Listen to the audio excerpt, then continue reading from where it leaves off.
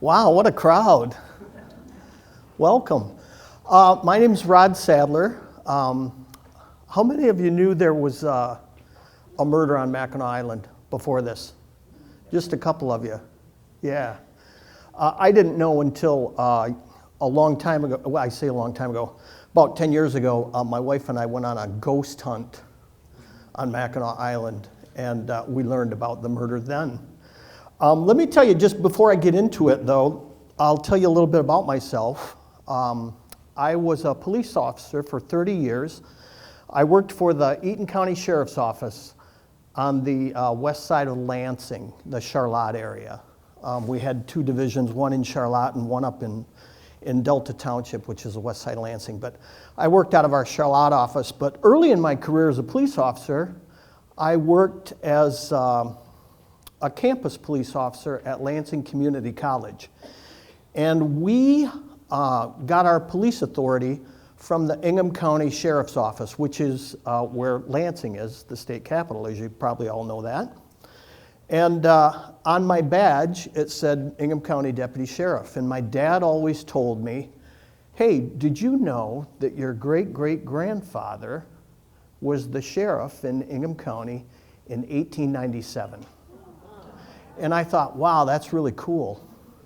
And then I kind of forgot about it. And I decided to do a little genealogy. I thought it was kind of fascinating. And so as I neared my career start at Eaton County, I started doing some genealogical research about my great-great-grandfather. And I was, and this was back before the internet. This was back in the late 90s. And so I had to, actually it was the late 80s. I had to go to a library and literally turn through old newspapers. And I was just looking for newspaper articles that mentioned my great-great-grandfather when he was a sheriff. And I came across one article, and the title of the article read, Awful Deed. And I thought, wow, this looks good. So I started reading through it, and sure enough, there was my great-great-grandfather's name. And it was an article describing how a woman lived with her husband and her mother-in-law, and they didn't get along. And when her husband went to work one day, her and her mother-in-law got in a fight, and she lopped off her mother-in-law's head. Yeah. Now, I don't judge. It isn't anything that I have. Oh, no, I won't go there. And so I thought, wow, that would be a really good book. And so after I left my career in law enforcement in 2012, I wrote my first book called To Hell I Must Go. And it details that murder in Williamston in 1897. I do have my great-great-grandfather's badge and gun and handcuffs from when he was the sheriff, which is really, really cool. The book, it was a short book, about 175 pages. It's got some photos in there. And the title of the book was going to be Head of the Table, but, oh, come on. I just didn't think that was appropriate. So To Hell I Must Go is the title of a little song that the murderess sang in the jail. And the words were, I don't know what the tune was, but the words were, I can't go to heaven, to hell I must go. Murderers don't go to heaven, so that's where I must go. So that's where the title came from. So that was my first book. I'm just going to briefly describe my books because there's actually 5 of them, and you're going to love the 5th one. My second book I wrote for a specific purpose. It's called A Slayer Waits, and it is about an elderly couple in 1955 in the Stockbridge area. They lived on a farm, and Howard Herrick was a retired chicken farmer. He and his wife lived there alone. They had adult children that were out on their own. And one Saturday, there was a guy in Jackson Prison by the name of Neely Buchanan. And Neely Buchanan was a trustee. And he tried to get paroled, and they denied his parole. And so his job as a trustee was to go out every day with a prison truck and visit the local farms and collect garbage and stuff, and he would bring it back to the prison so that the prisoners, the inmates, could feed the pigs that they were raising inside the prison, because Jackson Prison really is a city in and of itself. And he just decided not to come back because they weren't going to give him parole. And so he broke down in Stockbridge and he set out on foot, and he came across a barn to bed down for the night. And inside the barn was a DeSoto. And he wanted that DeSoto to further his escape. And so he planned on killing Mr. Herrick by putting his chopping block for the chickens up in the rafters. And he was going to push it off and hopefully kill Mr. Herrick the next morning. But he slept in and he missed his opportunity. Seriously. And so he had two options. He could have left on foot and continued his escape, or he could wait and try to steal the car when Mr. Herrick brought it back. Mr. Herrick got back that Saturday afternoon. He had a part-time job in Mason at a little place called Wyeth Industries. They gave him a clean uniform every day. He came back that Saturday, and right across from their home on M52 was a little general store.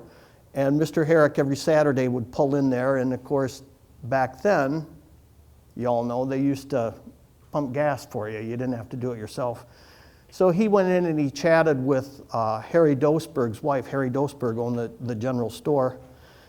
And she said, "What are you going to do this weekend?" It was Labor Day weekend, 1955. And he said, "Well, we're going to go visit some cousins." And they chatted for a minute. He went out, he got in his car. He literally drove across the street into his driveway, across M52, up behind the farmhouse and into the barn. It was a rural setting. And as he drove in the barn, Neely Buchanan was standing there with a hand grinder that you would attach to a workbench to sharpen knives and stuff. And Neely Buchanan said to him, "Hey, I wondered if you wanted to sell this." Well, Mr. Herrick was blind in his left eye, and he said no, and he wondered what the heck this guy was doing in his barn in prison clothing. And as he started to get out of his car, Neely Buchanan struck him with the grinding wheel, and it knocked him out. Neely started going through his pockets for his money and the keys to the car. Well, the keys to the car had fallen under some chaff from the hay, and so Neely couldn't find them. So he tried to hotwire the car. In the meantime, Mrs. Herrick came in and confronted Neely Buchanan. Neely Buchanan grabbed a hammer and proceeded to beat her. And about the time he got done doing that, Mr. Herrick kind of woke up, and Neely finished him off with a blow to the head. And he dragged him into the hay mow, covered him with hay, and split. And they weren't discovered for 2 days. And by then, Neely had already started a new life in New York City. 13 months later, Neely Buchanan was captured because Harry Dosberg felt so bad that his neighbor was murdered. He had set up a reward, and he bought all these ads in newspapers and pulp magazines, specifically geared toward African Americans, because they had figured out that Neely Buchanan, the escapee from the prison, was the murderer. And so 13 months later in Baltimore, Maryland, some guy bought his copy of Bronze Thrills magazine, and in the wanted section, he saw Neely Buchanan's picture and said, "Hey, I know who this guy is. I had a beer with him last week at the bar. And there's a $300 reward for him." Well, you misread it. It was actually $3,000. But so he flagged down a couple coppers. They put the habeas corpus on Neely Buchanan. He was brought back to Michigan. He pled guilty to 2 counts of first-degree murder, and he was sentenced to 2 terms of life in prison. 30 years later, in 1984, 83 or 84. Neely Buchanan had appealed his case so many times that his case was scheduled to be heard before the United States Supreme Court, and the Michigan Attorney General's office was concerned that Neely Buchanan was going to get out on a technicality. And I can't tell you the end of the book because then you won't want to read it. So the reason that I wrote that really is because I wanted people to know that when you're in a life sentence in prison, it's not necessarily a life sentence without parole, because you can just continue to appeal and appeal and appeal and appeal. My next book I wrote was Killing Women, and if you're from the Lansing area, in the late 70s, you probably maybe have heard of serial killer Don Miller. Don Miller was a graduate of the Michigan State University School of Criminal Justice, and he was dating a young girl by the name of Martha Sue Young. And he ended up killing her, and he ended up killing 3 other young women over a period of about 18 months. And out of those 4 victims, only 1 had been found. 3 others were still missing. And after he murdered his 4th victim, 2 days later, he broke into a home in Eaton County's Delta Township, and he raped a 14-year-old girl. And he was in the process of strangling her when her brother, who was 13 years old, came into the house. And so he turned his attention on the brother. And he took him upstairs and he started to slice his throat. And the brother was a feisty little guy. And he managed to get the knife and he threw it under the bed. So Don Miller choked him into unconsciousness with his bare hands. And then he retrieved the knife and he stabbed him twice in the chest to finish him off. While that was going on, the sister, who was nude with her hands tied behind her back, ran from the house out into traffic to flag down help. And Don Miller was captured about an hour after that. The brothers survived. Both of them survived. I wrote that book because a lot of people, well, when I interviewed his first victim's sister, Martha Sue Young's sister, she said to me, before I answer any questions, I want to know why you're writing the book. And no one had ever asked me that. And so I said, I'll tell you why. People have forgotten who Don Miller is. People have forgotten what Don Miller did. And people need to know that in 2031, Don Miller's getting out of prison. Yeah. And everybody says, how can that be? How can that possibly be? He murdered 4 women. Well, in the late 70s, Don Miller was convicted in the sexual assault and attempted murder of the 2 kids, okay? And he got 20 to 40 years. And the other 3 victims were still missing, and they hadn't tied him to the victim that had been found. And so they all knew that he was involved in those. And so the defense attorney and the prosecuting attorney came up with a plea deal. And the plea deal was that if Don Miller would take them to the remaining victims, they would drop second-degree murder charges that were pending from a grand jury, and he could plead guilty to manslaughter, and he could serve his time at the same time that he's serving for the assault on the 2 children. Well, who wouldn't take that deal? So he took them to the bodies. They were all recovered, and Don Miller was serving time for the assault on the kids, the attempted murder and the sexual assault, and 2 counts of manslaughter, all at the same time. Back in the late 70s, Michigan didn't have truth in sentencing, and if you don't know what truth in sentencing is, if I get sentenced to 5 to 10 years in prison for whatever crime, I have to do the minimum of 5 years, that lower number, and I could do up to 10. Back in the 70s, before that, You got good time for this, and you got time knocked off for that, and if you're a model prisoner, you got time taken away. Well, back in 1999, 20 years after Don Miller was sentenced to prison, he's getting ready to get out because he's a model prisoner. Carries his Bible around with him everywhere. Espouses his religion and his Christian beliefs. And so he's getting ready to get out of prison.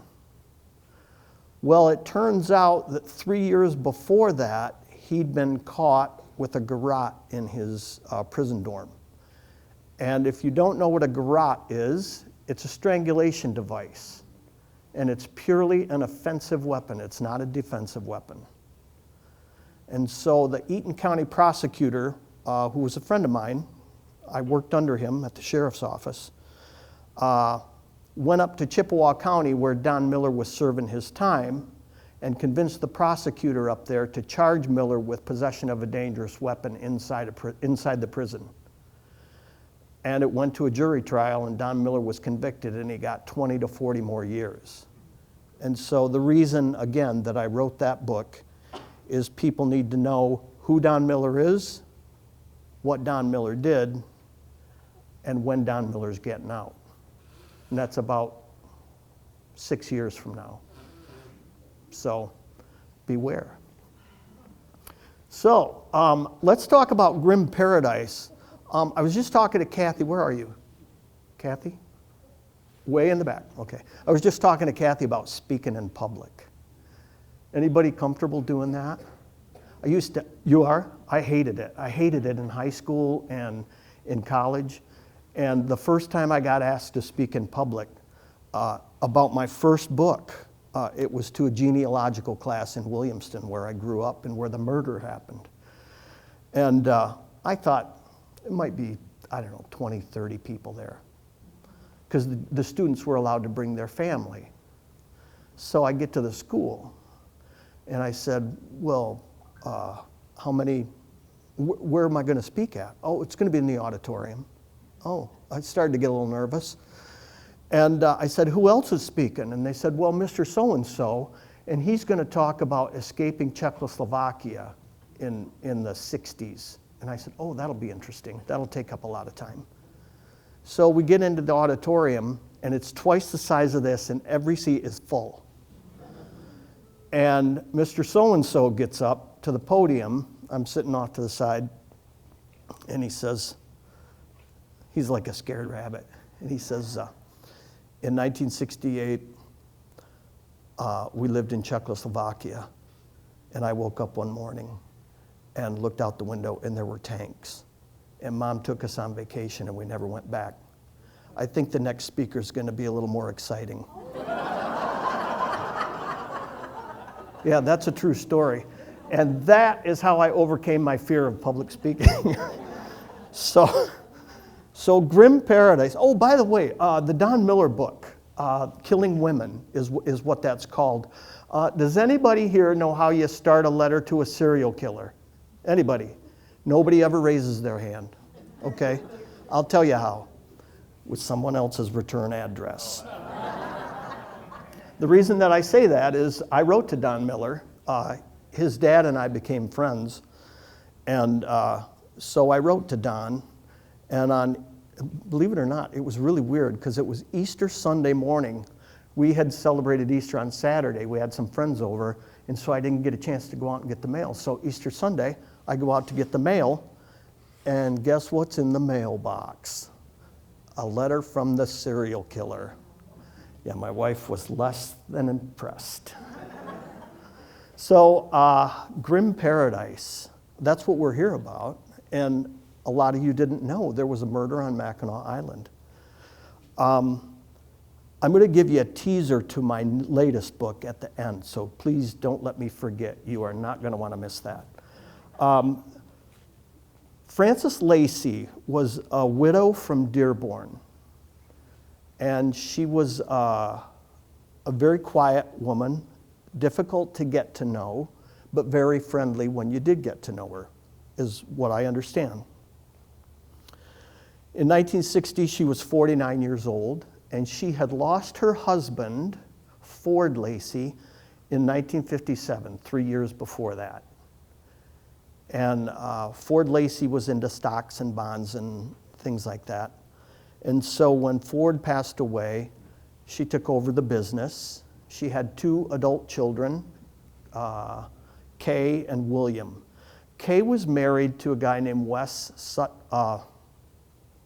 his last name escapes me right now. I want to say Sutberry, but it's not Sutberry. But Kay was married to Wes, and they knew that that Frances really had been very withdrawn since her husband's death. And so they finally convinced her to go up to Mackinac Island during the Chicago to Mackinac yacht race in 1960, in July of 1960. And she agreed. Wes's mother had rented a cabin at British Landing. Does anybody know where British Landing is? It's around the northwest corner of the island. It's where the British came in, hence the name. During a historical period, the War of 1812 or something like that. Anyway, so Wes's mother had rented a cabin at British Landing on the northwest corner of the island, and they wanted Frances to stay with them at the cabin. And Frances said, no, I don't want to be a bother. She said, I'll rent a hotel room. And so as they drove up on a Friday night, July 22nd, Friday night, 1960, and they got to the bridge early in the morning. The ferries weren't running yet, so they had some breakfast, and then they caught the first ferry over to the island. And as they walked up the dock there, they got to the main drag, and they turned to the right and went down to the Chippewa Hotel. Anybody know where that's at? Anybody familiar with the Pink Pony? Yeah. That's where the Chippewa is. Okay. Now, how did you know about the Pink Pony? Uh-huh. I actually had a friend who got thrown out of the Pink Pony, but he was a yachtsman, believe it or not. But anyway, they go to the Chippewa Hotel, and Mrs. Lacey checks to see if there's a room available. And they said, well, we won't know until 11 o'clock. And so she grabs a brochure, and she puts it in her purse, and they walk out of the Chippewa Hotel, and right across the street is the Murray Hotel. Okay? So she goes into the Murray Hotel, and they have a room for her. Room 126, I believe. Or room 26. Room 26. And so she pays $5 for one night. Yeah, I know. I went up there to do my research. It was $140, and that was the off season.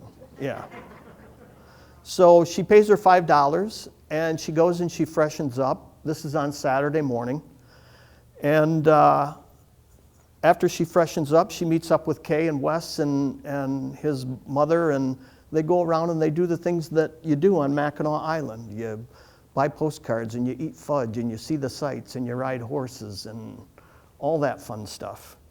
And by the end of the day, everybody's kind of tuckered out and they have some dinner. And Kay tries to convince her mom, hey, come on back to the British Landing and stay in the cabin with us. And she said, nope. She said, I don't want to be a bother. She said, I'm going to walk out tomorrow morning, which would be Sunday morning, July 24th. I'm going to walk out, and if I get tired, I'll hail a cab, a carriage. They call them cabs. And so Kay and Wes left, and Mrs. Lacey went into the Murray Hotel, and that's the last time Kay and Wes ever saw her. That night, for some reason, and to this very day, no one knows why, but Mrs. Lacey went down to the front desk 3 separate times, and she left her room key with the clerk and left the hotel 3 separate times. She came back the last time and said, I'm not going to bother you anymore. This is the last time I'll bother you. And she went up to her room for the night. Again, to this day, no one knows why. Sunday morning, Mrs. Lacey comes down with her baggage, and she leaves it in the baggage area because she's going to come back for it later in the day when they leave the island. And she goes into the restaurant in the Murray Hotel, and they can't serve her breakfast right away because they're waiting for the gas for the stove. And they tell her to come back in about a half hour. So she comes back, and she has pancakes, bacon, cantaloupe, and coffee. And at about 9:30-ish, she leaves the Murray Hotel, and that's the last time anybody ever saw her. At the same time that she leaves the Murray Hotel, a couple is arriving on the island. But they're not supposed to be there because they're having an affair. Yeah. So they're trying to keep things on the down low. So they rent a bike, and the stamp on the bike receipt says 9:30, so the police know exactly what time they rented the bike. And they ride around downtown Mackinac Island, around the businesses and seeing the sights downtown. And they eventually decide at about 10:30, quarter to 11, to ride around the west side of the island. So it's pretty curvy around there. If you've ever walked it or ridden a bike or been on a carriage, it's beautiful, right along Lake Huron. And they go past Devil's Kitchen. Devil's Kitchen, if you don't know, is a geographic rock outcropping that supposedly has evil spirits and is haunted and yada, yada, yada. Anyway, they get past Devil's Kitchen, and about a half a mile up, they pass a couple cobblestone pillars with a big gate between them with a sign that says no trespassing or private property. And just beyond that gate, they notice a purse. And so the female, they're on a tandem bike, the female says, "Stop, maybe there's something in there, we should find the owner." And as the male goes and picks up the purse, they can hear something in the bushes right next to them, like 30 feet away. They write it off as maybe a big animal, maybe a deer or something. The police theorize it was probably the killer, having just finished off Mrs. Lacey. They look inside the purse, and they find some identification for a woman named Frances Lacey, and there is also a brochure for the Chippewa Hotel. And so they figure, let's go back to the Chippewa Hotel, we'll turn it in to Mrs. Lacey, and that'll be our good deed. So they go up to British Landing, they have a pop, and they ride around and see the sights. Well, when they get back downtown, they go to the Chippewa Hotel. Chippewa Hotel says, "We don't have anybody here by the name of Mrs. Lacey." And so they figure, well, her ID says she's from Dearborn, and we're from Detroit, so we'll just take it back with us, and we'll track her down in Detroit and turn the purse over to her. So they leave the island with Mrs. Lacey's purse. At about 1 o'clock that afternoon, Kay is becoming concerned because her mother hasn't shown up. And so she makes a call to the state police. The state police in 1960 had one trooper assigned to the island during the summer, and then there was the Mackinac Island Police. And that was just literally the village downtown is called Mackinac Island, along with the island being called Mackinac Island, if that makes sense. But the local police had jurisdiction right down in the town area. So the state trooper goes out and he takes a report from Kay. And Kay was like 21 at the time. And she reports, "Hey, my mom was supposed to walk out here from town, and she hasn't shown up. It's now 1 o'clock. She was supposed to be there by 11. And so the trooper is absolutely convinced Mrs. Lacey is just another lost tourist on the island. It happens. He'd taken those kinds of reports before, and the people always are found. violent crime on Mackinac Island in 1960 is probably the same as it was is in 2025, non-existent. So Trooper Herbert Gross takes a report, and he begins to search the island. Now, if you don't know, for those that don't, I know a lot of you do, but on Mackinac Island, there's no vehicles involved. I hope you all know that, okay? No vehicles allowed at all. There are vehicles on the island, and a lot of people are surprised by that. There's an ambulance, there's a police vehicle, there's fire trucks, there's DPW vehicles. So there are motorized vehicles on the island, just not public motorized vehicles. So the trooper gets the police jeep and he starts scouring the island. At 11 o'clock that night, 12 hours after she was supposed to arrive at British Landing, the trooper still hasn't found her, and he decides maybe I should call my boss and let him know what's going on. Yeah, do you think? I can tell you, I would not have waited 11 hours to let my boss know about it. So anyway, he calls his boss over in St. Ignace at home, the sergeant from the St. Ignace post. And the sergeant, he said, well, it's too late for us to come out now because it's dark. It's 11 o'clock at night. I'll bring a contingent of troopers over in the morning. And so the next morning, the sergeant comes over with 3 troopers. He's met by 65 volunteers, Boy Scouts, public safety people, some local law enforcement, and citizen volunteers, and they're going to scour the island for Mrs. Lacey. That night, still nothing. They bring in not tracking dogs, bloodhounds. They brought in bloodhounds from the west end of the UP, a search and rescue group. And they allowed the dogs to sniff Mrs. Lacey's luggage to get a scent of her.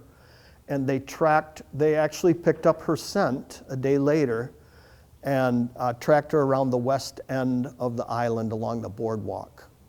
And so they were reasonably certain that that was the path that she took, rather than go up through the middle of the island up to British Landing. But when they got to the end of the boardwalk, they lost the scent. So Tuesday, heavy rains, no search. Wednesday, the search resumes. And the local police chief, they're running the investigation now out of the state police office on the island, which is in the Coast Guard station right downtown, right on the water. Today, it's the Visitors Bureau, if you've been up there. But that's the building where the state police office was. And so they bring in a detective trooper from the Marquette Post. And his name is Tony Spratto, S-P-R-A-T-T-O. And he's a really, really, really good detective. And they figure, hey, if anybody's going to find Mrs. Lacey, it'll be Spratto. Who saw the movie Anatomy of a Murder? Okay? That's a true story. You probably all knew that. Tony Spratto's character in that movie, because he was involved in that case, was played by Ken Lynch. So the next time you watch that movie, they don't use Tony Spratto's name. They give him a different name. But Tony Spratto's character is in that movie. But anyway, so Spratto's in the office there, and they're starting to bring in detectives from around the state, because this is big news. I mean, Mackinac Island is Michigan's crown jewel vacation spot. And they don't want it tarnished by a missing person, let alone if there's foul play involved. And so they're bringing on all these detectives. The local police chief sticks his head in and says, hey, you might want to talk to this guy. He's around all times of the day and night, and he's everywhere he shouldn't be. He's kind of like a Visa card, you know. And so they bring this guy in. Paul Strantz is his name, and he's a transient worker that comes up to the island every summer, and he just does odd jobs. He'll wash people's windows at their homes. He just does odd jobs. He's kind of a bum, if you will. And so Sprato sits him down and begins to question him. And he's pretty cooperative until Sprato mentions the missing tourist on the island, Francis Lacey. And Paul Strantz becomes very defensive. And Sprato says, well, if you didn't have anything to do with her disappearance, why don't you let us search your room? So he says, sure. He takes him over to his room at one of the local hotels, and they search it. And they find a newspaper article from the Chicago area about how women can protect themselves if they're attacked. And they find some rope. And they find his suit, which is damp. And they find a shirt with what they believe is blood on it. And they find some drawings of his, of women, that has some of his poetry written under them. Kind of odd, especially the newspaper article thing. So they have the local doctor on the island check to see if it's blood. They take it right over to him, and he determines it's paint. So it's not blood. And they don't really have enough to hold Paul Strantz on anything. They don't even have a body. They don't know that Mrs. Lacey's been murdered at this point. And so Paul Strantz is released. The next day, in Detroit, there's a couple who weren't supposed to be on the island that have suddenly seen the news about a Dearborn widow missing on the island by the name of Francis Lacey. And they're like, uh-oh. We've got her purse.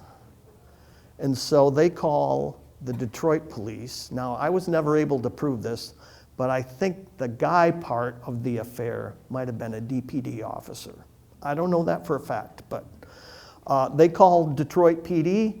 Detroit PD puts them in touch with MSP Operations. MSP Operations puts them in touch with Sprato, and Sprato talks to them over the phone separately and says, where did you find the purse? And they said, well, it's north of Devil's Kitchen.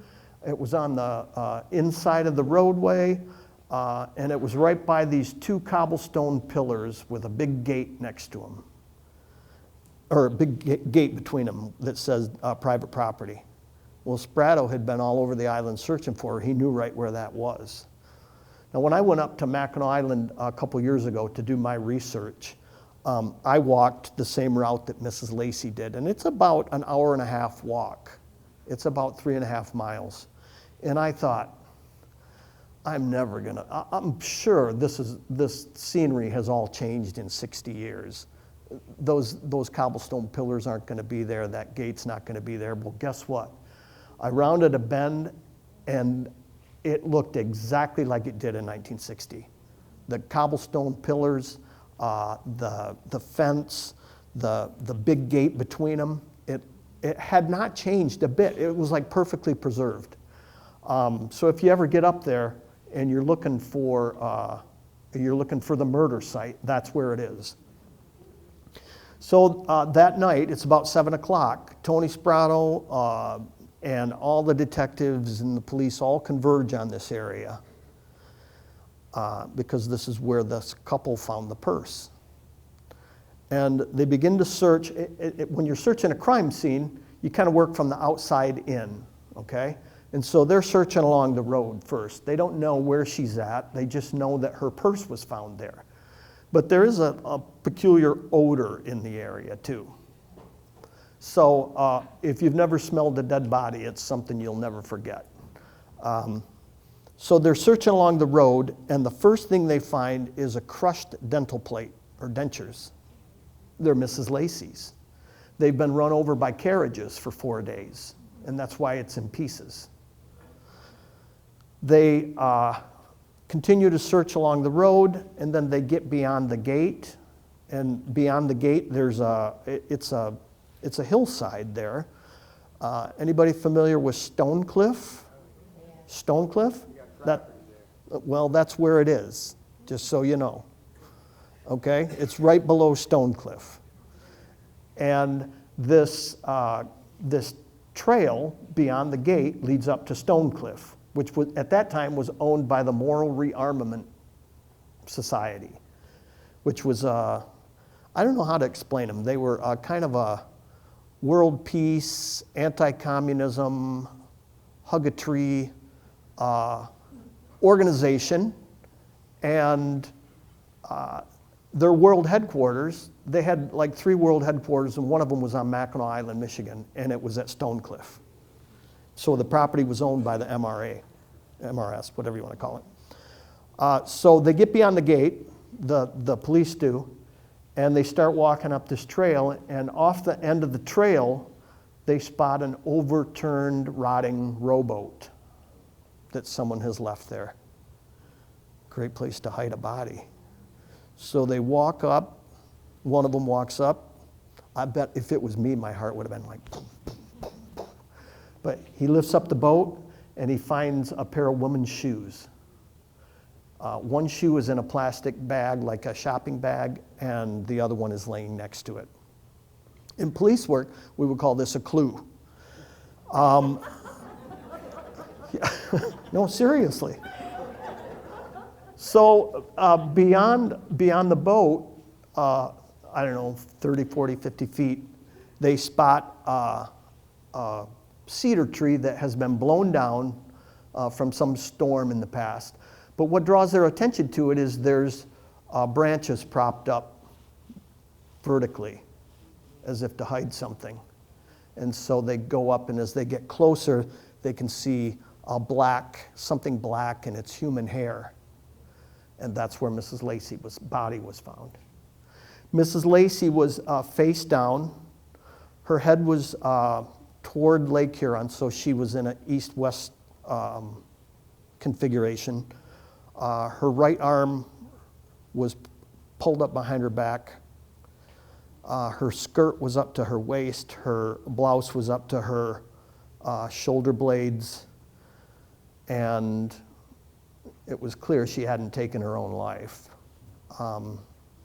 As they looked closer, they determined that Mrs. Lacey had been strangled with her own panties, and whoever the killer was had taken a stick and put it down between the knot and then used it as a fulcrum to tighten that ligature around her neck and strangle her.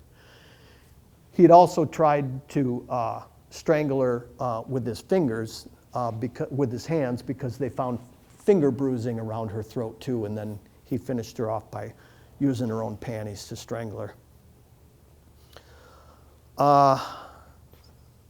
It's now about 8 o'clock at night. It's going to get dark soon. They have to bring the crime scene technicians from Lansing. In 1960, the Michigan State Police didn't have a crime laboratory. It was part of the Michigan Department of Public Health, believe it or not. And so it was called the Criminal Detection Laboratory, and they had to have scientists come out of Lansing, and so they knew it would be 4, 5, 6 hours before they got up there. And so they assigned 2 troopers to sit with the body all night and secure the crime scene. And so those 2 troopers used the Jeep, and they shined the headlights on the body, probably from the road, and made sure that the crime scene wasn't disturbed all night. The next morning, the crime lab guys got there. I call it the crime lab, the criminal detection laboratory guys, the scientists, and they began to process the crime scene. And in a nutshell, when they examined Mrs. Lacey's body, they found some hairs on her body that did not belong to her. Mrs. Lacey had black graying hair. She was 49 years old, and they found light blonde to light brown color hairs on her body. 3 or 4 of them. It was very, very few. And so those were retrieved as evidence. And when they were done, interestingly enough, when the body was first discovered, they didn't have a crime scene photographer available. And so they went to the Grand Hotel, and they cornered the photographer from the Grand Hotel and enlisted him to come take photos of the crime scene. Can you imagine that? You're standing there taking pictures of people all day, and oh, we want you to photograph this dead body for us.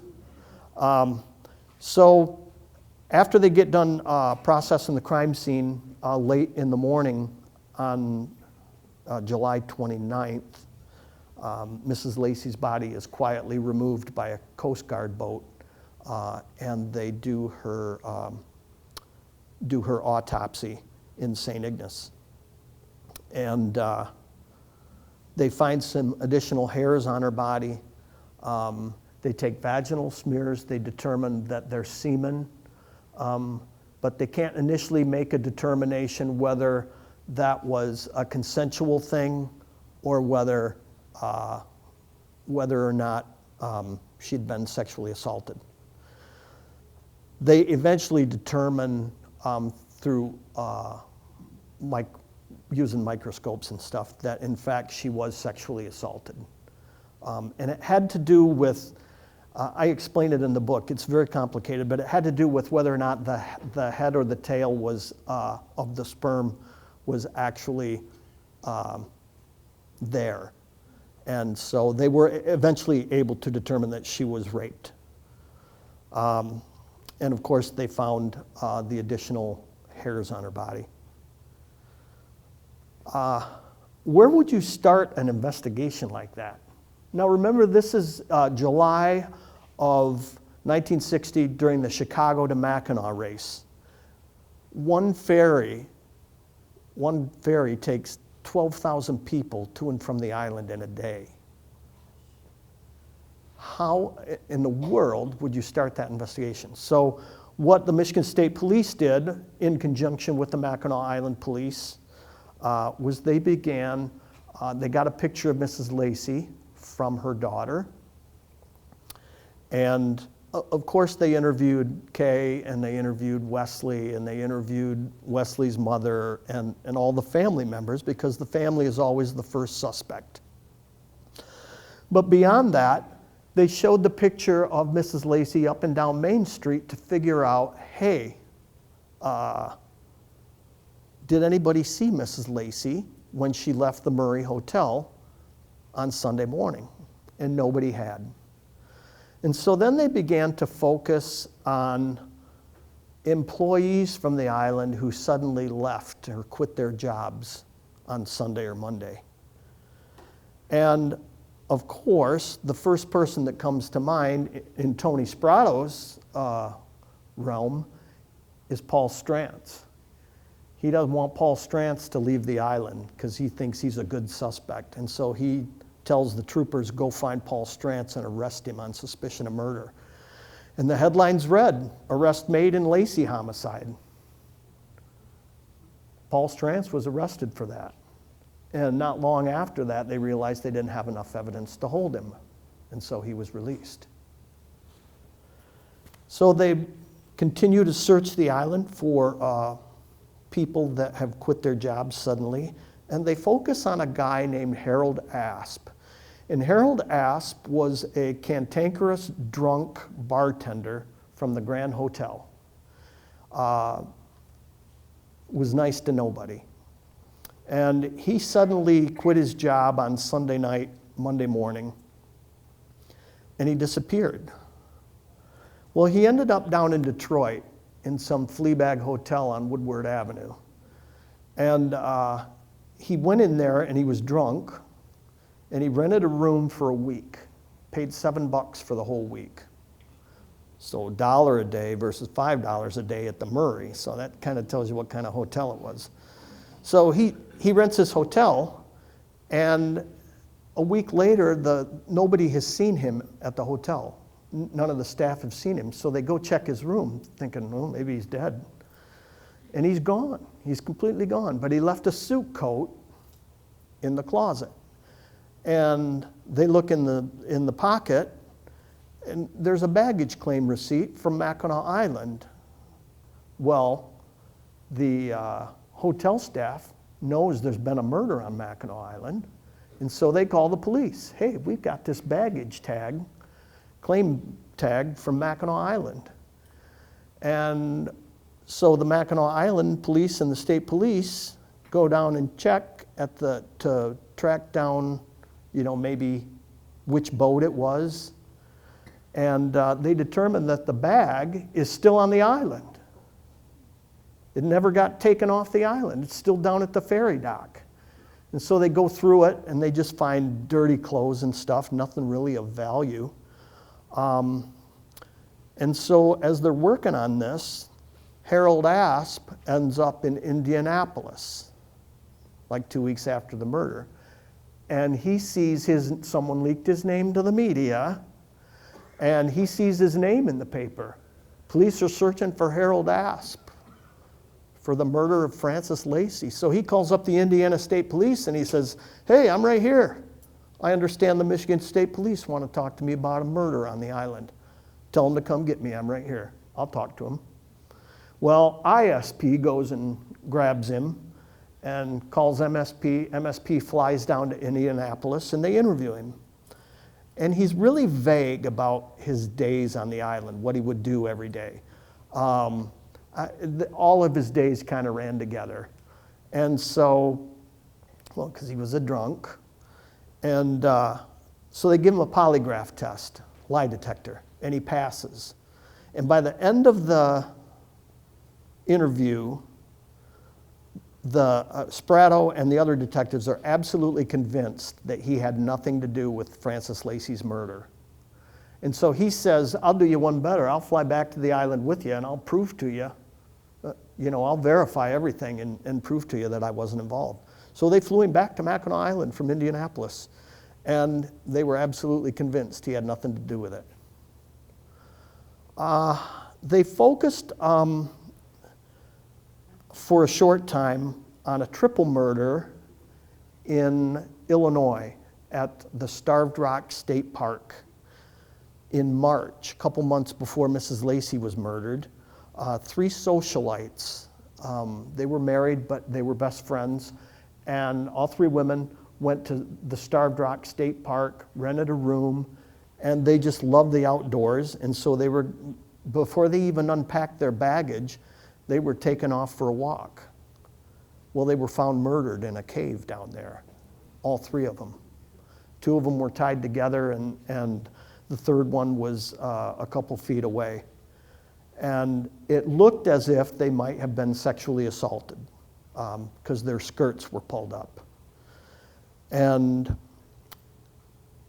the Michigan State Police heard about it and thought, State Park, maybe a rape, triple murder, State Park in Michigan, rape, murder, maybe there's a connection between the two. And so the Illinois authorities actually arrested a guy by the name of Chester Weger, W-E-G-E-R. And Weger actually took them to the crime scene in Illinois and explained how he was able to murder these 3 women. And they were not sexually assaulted. He made it look as if they were. His motive was robbery. And so they checked his timeline, and he was arrested just before the Lacey murder, and he was released, I believe it was the night before the Lacey murder. And then he showed up the following Monday at work. And they figured there was absolutely no way he could have driven from the Starved Rock State Park in Illinois to Mackinac Island, caught a ferry, committed the murder, got back off the island, got back down to where he worked in Illinois and reported for work on Monday. And so he was cleared. Now I'm going to give you a little information here. I'm not going to give you my address, but I am going to tell you that on the day that I was born, November 4th, 1960, there was a guy arrested in Ionia, Michigan. And he was arrested for B&E, that's breaking and entering. And he was like a one-man crime spree. He broke into homes between Michigan and Florida, and they finally caught him in Ionia. He actually was from the Hastings area. And when they interviewed him, they said, well, what were you doing during the summer? And he said, I was on Mackinac Island, and red flags go up. We call this a clue. Okay? And so they contact the state police up in District 8 who are handling the investigation, and they say, re-interview this guy, pin him down, find out when he was on the island. And so they re-interview this guy. Tell us about your time on Mackinac Island. He said, oh, I didn't say Mackinac Island. You must have misunderstood me. I think I said Fox Island. Yeah, because they sound so much alike. And he denied ever saying Mackinac Island. And so they took hair samples from him, and they gave him a polygraph. And he passed the polygraph. But the laboratory scientists couldn't exclude him as a suspect because the hair was too similar to the hairs taken off Mrs. Lacey's body. Now, as a police officer, and I know nothing about the polygraph exam. My expertise when I was in law enforcement was I was a composite artist. I drew all the bad guys, and I was a traffic crash reconstructionist, and I was an emergency manager. I knew nothing about polygraphs. I wonder what the protocols for polygraphs were in 1960 compared to 2025. You know, I'm sure they've improved. So I really don't know how accurate the polygraphs were back in 1960. I do know in my career, I had a couple guys take polygraphs that were suspect, and they were cleared when they shouldn't have been. I don't know how accurate it is. But when I started researching this book, I filed a FOIA request with the state police. And they would send me a letter saying, okay, we want half the money up front for the police report, and then you can pay the rest when we get the file complete.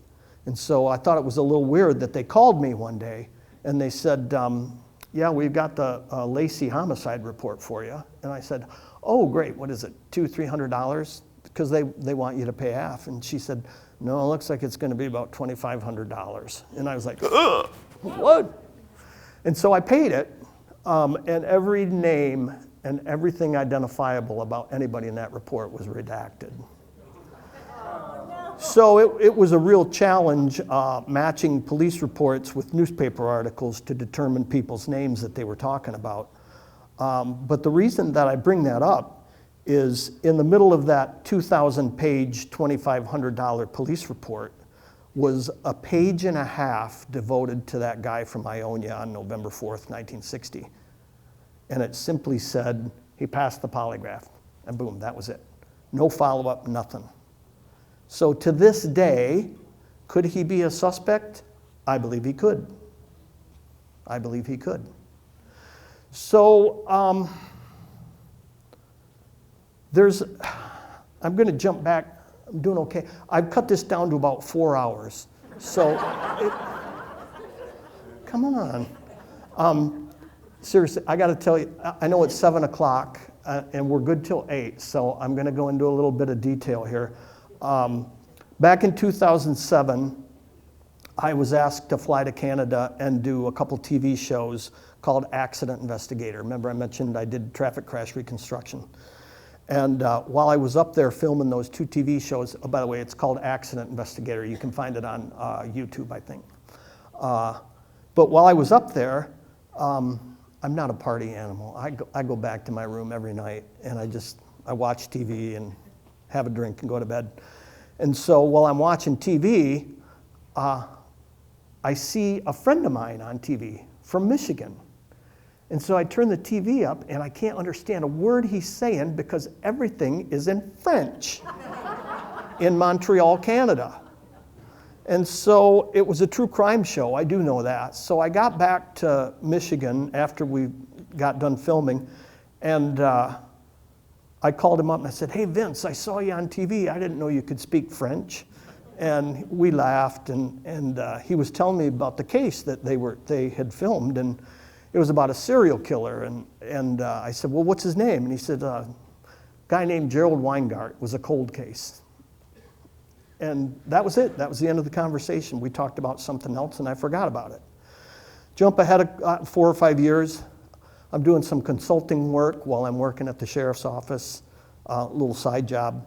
And I worked with a PI quite a bit while I was doing that, and we would always talk to each other about what kind of cases we had. And so he says, "Yeah, I had this lady call me up, and she wanted me to review this police report. Her brother's in prison for murder, and she wants to know if the police did anything wrong, so maybe they could appeal his case and get him out." And I said, "Well, what's his name?" And he said, "Gerald Weingart."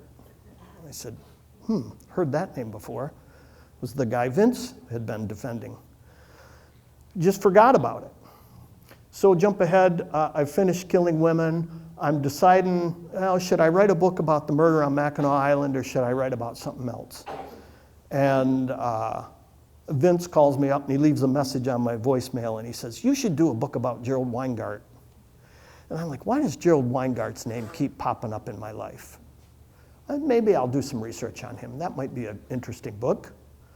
So I started researching Gerald Weingart, and I thought, well, let's see. Vince's trial was in 2001, or this guy's trial was in 2001. So his first arrest was probably around 1999-ish. So the first thing I find out when I check into Gerald Weingart is that his first arrest was in 1961. 1961, 1 year after the Lacey homicide. I found remember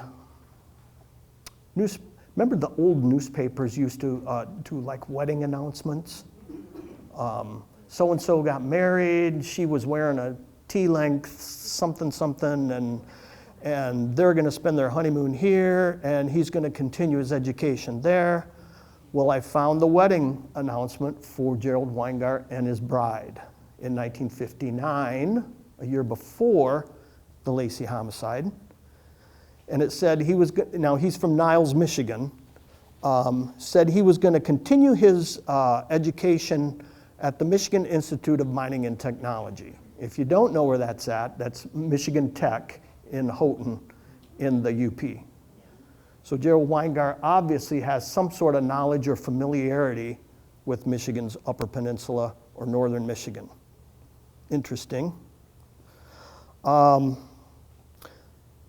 Weingart's first arrest was for raping a blind woman at the University of Michigan, or in Ann Arbor, Washtenaw County. He was a sophomore at the University of Michigan in 1962.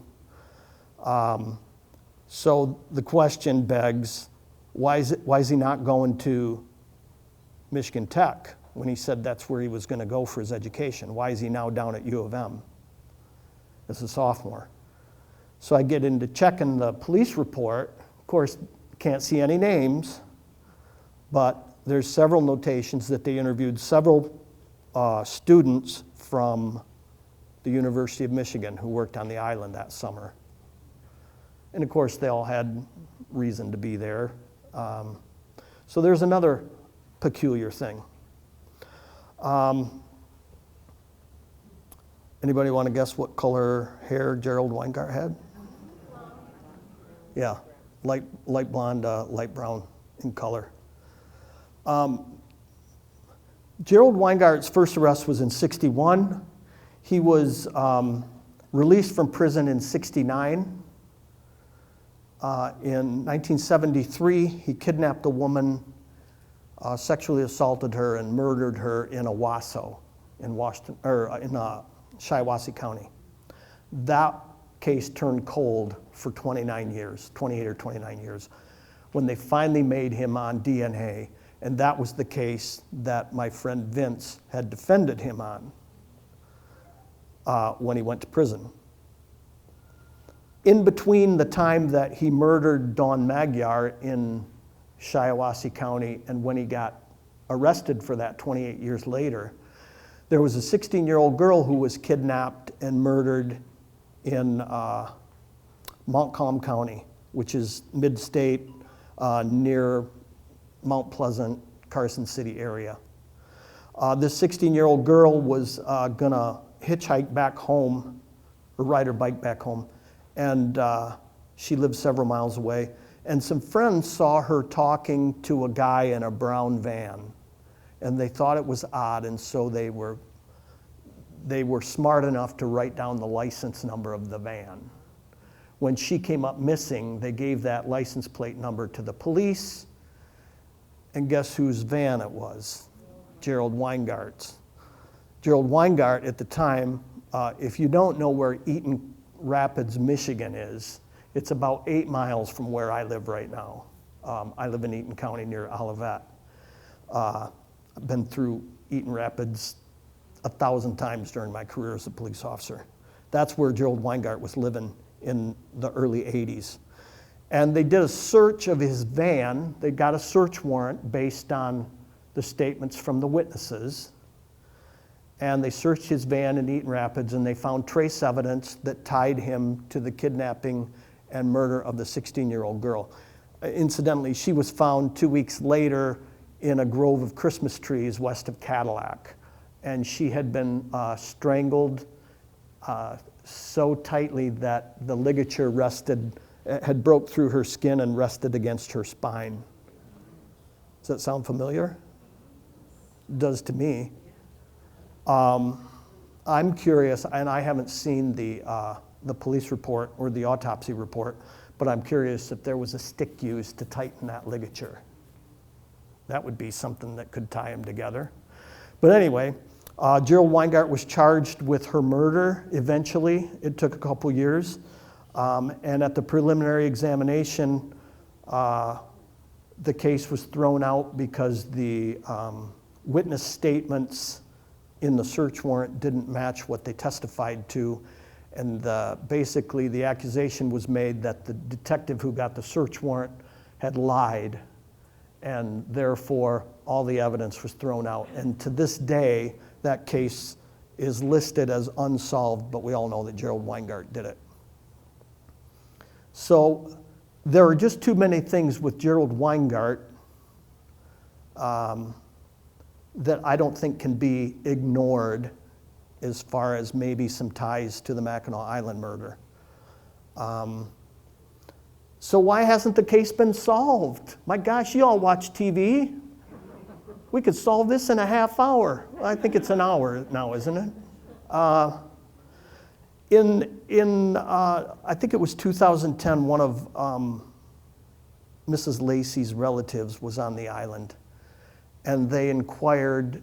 Well, they kind of got a tip about a possible suspect, and so they talked to a local islander, and he said, "Oh, I know who. I was at my uncle's deathbed, and he said so and so did it." And so they contacted the state police, and the state police determined that he was embellishing his story and that it didn't actually happen the way that he had said it had. And he was basically written off. But they inquired with the crime lab as to the evidence in the Lacey case, because it's now been 50 years ago at that time. And the response he got by email was that evidence has either been lost, misplaced, or destroyed. That's why the case hasn't been solved. Is it a solvable case? I believe it absolutely is if we could find that evidence. But that's where we run into problems, because the state police, I've become friends with the 1st District, which is the Lansing, Mid-Michigan area, their cold case detective. And a matter of fact, I had coffee with him last week. But he said that there was a time when young guys would come in to be assigned to the property room or the evidence room, and they would be running out of room, so the commander of the police department or the state police would say, "Get rid of all that evidence that we don't need anymore." And so it could be, theoretically, it could have been destroyed. There's been a couple developments since the book came out that I'll share with you. I'm not sure that I'm supposed to, but I'm going to anyway. Because the cold case detective shared some stuff with me, and he said, I don't know if I'm supposed to, but I'm going to anyway. So in the Lacey homicide, after the book came out, I got a it was an email from a former lab technician or scientist in the crime lab. And she worked in there in the 80s, and she said, you need to talk to so-and-so, because he can tell you how the evidence was held, the trace evidence, not like the physical, like Mrs. Lacey's panties and her purse and things like that, but the trace evidence that were on microscopic slides, those were kept in file folders at a scientist's desk with the complaint numbers on them. And as they got new evidence in to compare with the unknown evidence, they would simply look for the complaint number, pull it out, pull the slides out, do their comparison, put it back, and set the folder back. This was from 1960 to mid-1970s when the Criminal Detection Laboratory was absorbed by the state police, and then it became the MSP Crime Lab. And so sometime in that 15 years, from 1960 to 1975, that trace evidence, we don't know where it went.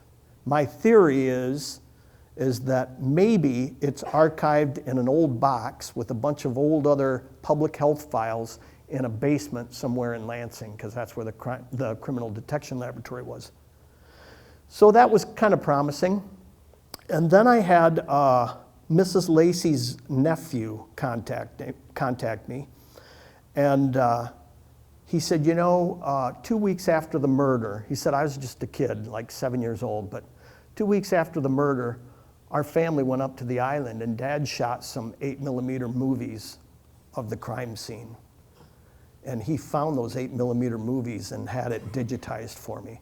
So now I literally have a crime scene video from 2 weeks after the murder that will be turned over to the state police. It doesn't offer much, but it gives you kind of a perspective of where everything really is.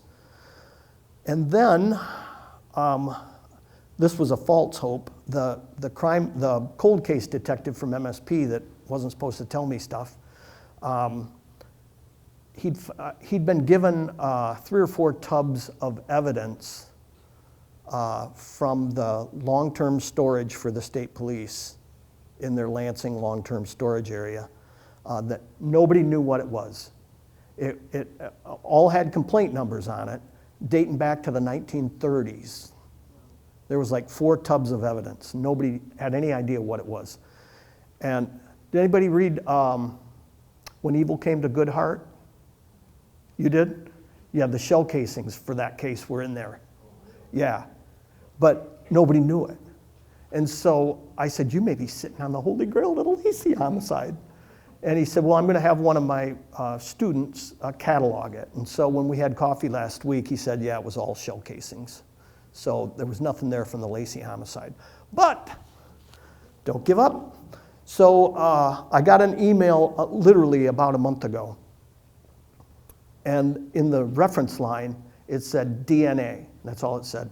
And the body of the email, it just said, I need to talk to you. Okay, can you be a little more specific? I have no idea who this guy is. So he said, I think my grandfather may have been involved in the Lacey homicide.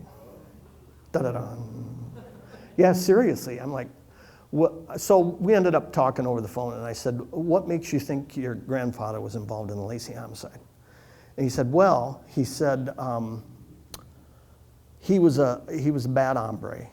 Matter of fact, he called him a real, pardon my French, asshole. And he said that, now this guy lives in North Carolina that I'm talking to. And he said, my grandfather was from North Carolina, but he went to Mackinac Island every summer. He led a second life. And he quit going to Mackinac Island around 1960 to 1961. And somewhere I've heard, this is him telling me, somewhere I've heard there's a letter from him written to a family member where he alludes to the murder of a woman in Michigan. Well, now he's got my attention. And so I said, well, let's leave it at this. You talk to your mother, and if you can find that letter, could I get a copy of it? And he said, absolutely. So we talked again. Curiosity got the best of me. I wasn't going to let that sit. So I called him back and I said, listen, he said, well, I talked to my mother last night, and she's going to give me a whole box of letters from him, and she wants nothing to do with them. And he said, neither do I. He said, I'll give them all to you. So, according to him, in this letter that alludes to the murder of a woman in Michigan, it alludes to a murder on Mackinac Island, and he's trying to convince his sisters that he was not involved in the murder. Maybe it's nothing. Maybe there's a possibility that he is the killer. I did ask him what color of hair his grandfather had, and he said, same as mine, light brown. Okay. So that all is pending. I'll know more after March 7th when he goes to visit his grandmother. Yes? There's a development perhaps you're not aware of. You remember Josh Gates? He does Expedition Oh, yeah. Unknown. Sure do. And he has Expedition X. Uh-huh. And they're supposed to spend the night in a hotel room to look for paranormal activity. I saw that episode. Saw that one? Yeah. They didn't find much, did they? No. So that's the story of the murder of Francis Lacey and why that case is still unsolved. It's intriguing. I find it even more fascinating that I'm getting tips after the book came out that may eventually lead to the killer. One thing that did come up was Mrs. Lacey's watch has never been recovered. It was taken when she was murdered. Now, a serial killer will take a trophy from his victim, okay? So that they can relive that experience of that murder through that particular item. It could be a watch, it could be an earring, it could be a purse, it could be... Don Miller took a calculator from one of his victims. Yeah, so my theory is that Mrs. Lacey was murdered by a young serial killer. Depending on who you talk to on the island, some people will say it was somebody that lives on the island. Other people will say it was an insurance hit to get some life insurance money. I believe it was a young serial killer. And I don't know anybody that can prove me wrong yet. So I will take some questions now. And then I want to tell you about some weird stuff that happens when I write books that you'll really get a kick out of. And then I want to tell you about my 5th book that you won't want to miss. Yes. Thank you all for coming tonight. And if you want a book, come on up. And if you don't, thanks for listening.